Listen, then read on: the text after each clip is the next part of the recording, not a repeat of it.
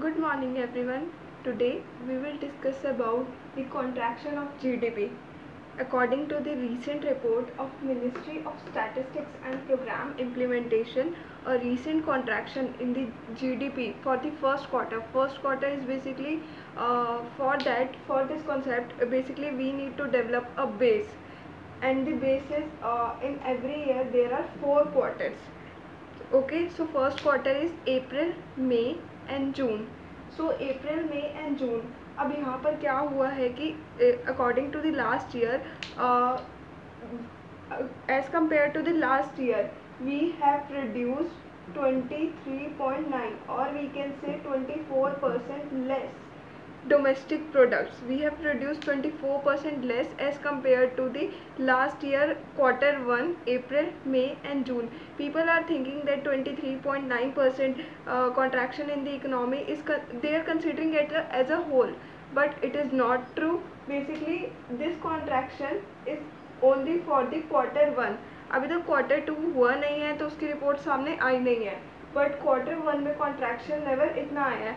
और according to the estimation of the same ministry, the whole contraction in the GDP might be 7% as compared to the last year.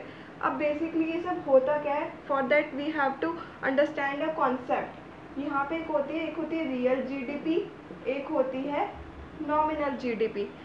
Real GDP is according to the base year. For example last year 5% GDP बढ़ी, 5% की GDP growth थी, तो अब हम उस 5% को एक base से लेंगे और उसके अकॉर्डिंग से हम नापेंगे कि इस साल की जीडीपी इससे ऊपर गई है या इससे नीचे गई है.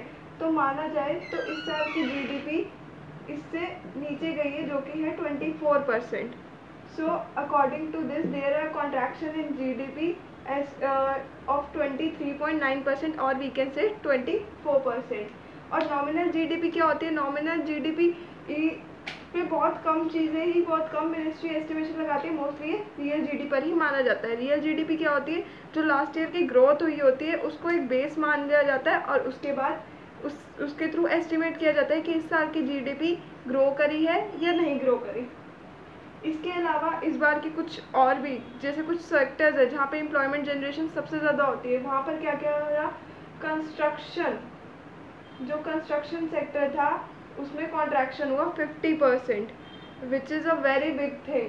मैन्युफैक्चरिंग में 39% का कॉन्ट्रैक्शन हुआ. Trade, hotels and service sector में 47% का कॉन्ट्रैक्शन हुआ. एंड माइनिंग में 23% का कॉन्ट्रैक्शन हुआ.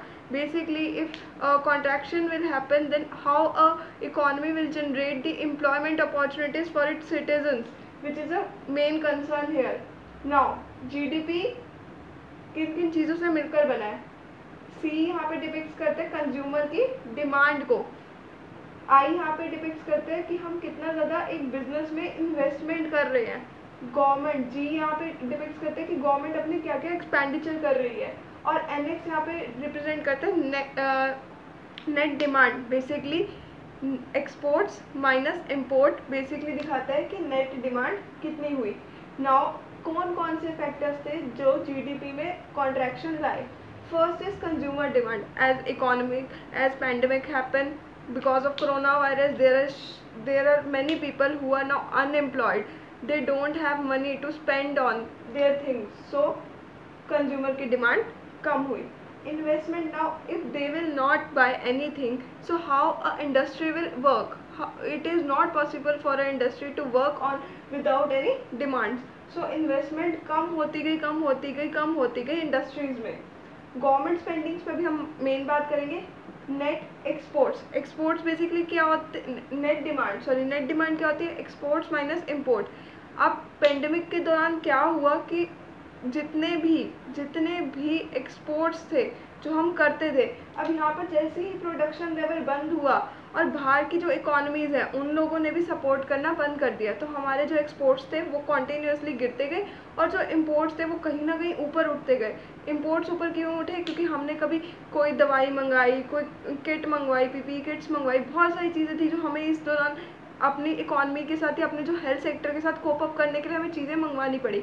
इस वजह से जो हमारे इंपोर्ट्स थे वो क्रैश कर गए एक्सपोर्ट्स को. सो यहाँ पे भी नेगेटिव हो गया.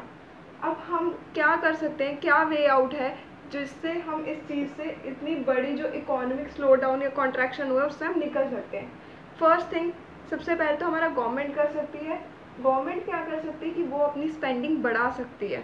कैसे बढ़ा सकती है? Government can spend on infrastructure, health care sector, जितने भी क्रूशल सेक्टर्स हैं इकोनॉमी के, गवर्नमेंट चाहे वहाँ स्पेंड कर करके अपना एक्सपेंडिचर बढ़ा सकती है, जो कि अनफॉर्चुनेटली इनडायरेक्टली पैसा इकोनॉमी में ही इंजेक्ट होगा। जब इकोनॉमी में पैसा इंजेक्ट होगा, लोगों के हाथ में पैसा आएगा, डिमांड बढ़ेगी तो इंडस्ट्री में पैसा जाएगा, कहीं ना कहीं इंडस्ट्री वर्क करेगी, हमारे एक्सपोर्ट्स होना स्टार्ट करेंगे।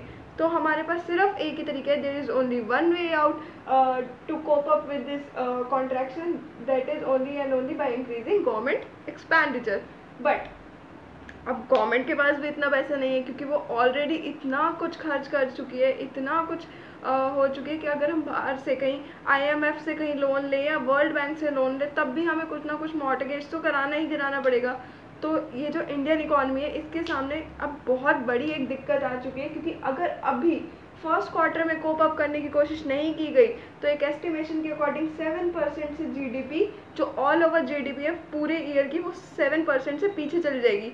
7% से पीछे का मतलब है कि गवर्नमेंट तकरीबन इंडिया की GDP 4 से 5 साल की जो भी अभी तक की ग्रोथ हुई है उससे बिल्कुल पीछे चली जाएगी। तो मतलब एक तरीके से इंडिया की इकोनॉमी 4 साल वापस उसी पॉइंट पे आ जाएगी जहाँ वो 4 साल पहले थी, which is a very negative thing.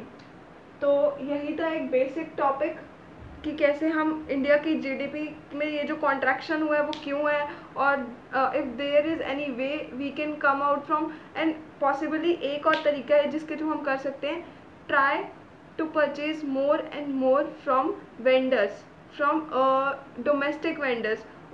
There is only one way we can cope up with this economic contraction. Then only they will have the money, then they will inject into the industries. सो ज़्यादा से ज़्यादा domestic products को produce करने की कोशिश, domestic products को purchase करने की कोशिश करें और ख़ुद को रिलायबल करें। चाइनीज़ प्रोडक्ट्स या किसी भी बाहर, इट्स नॉट अबाउट चाइना, किसी भी और बाहर के जो प्रोडक्ट्स हैं उनको कम से कम परचेज़ करें, ट्राई करें कि इंडिया के ही प्रोडक्ट्स यूज़ करें। सो यही था हमारा आज का टॉपिक। अगर कोई भी क्वेरी हो इससे रिलेटेड, GDP इकोनॉमी से रिलेटेड या कोई और कॉन्सेप्ट समझना हो तो please comment down below. Okay, bye bye.